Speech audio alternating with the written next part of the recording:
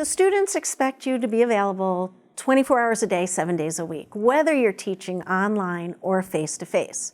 So if I'm teaching a face-to-face class, I will often start my class with the first session, introducing myself to the students, and I will say, you need to think of me as the bank of Courtney Reinish or of Dr. Reinish, whichever title I'm using at the time.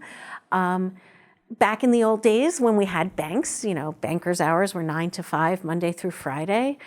So sometimes you have to think of me as that, because when I leave my workday, I know you guys think that all I do is teach and wait for your questions and that I'm just waiting on my email, and sometimes I feel like I'm living on my email. But I do let them know that you need to have some boundaries. And I let them know this too because they're dealing with professionals outside of my classroom environment.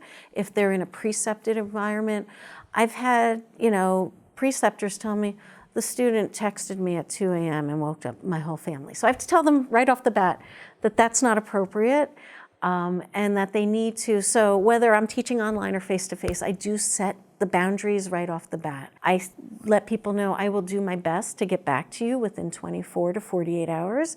After 48 hours, if I've not answered you, please email me again because it's nothing personal. It might be that I have 100 students in this lecture and I just happen to miss it in my 300 emails of the morning.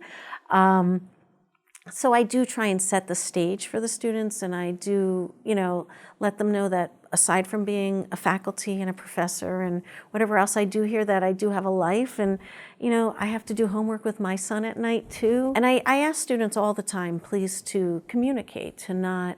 That's another challenge when teaching online, is that people kind of disappear, and you don't want them to just disappear into the ether space.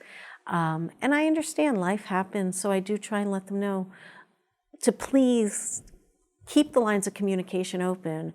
I understand if your mother's sick, your dog's sick, you got sick, your child is sick, there's an emergency, you had a car accident. And these things all happen. It happens when people are driving, if they're commuting to class.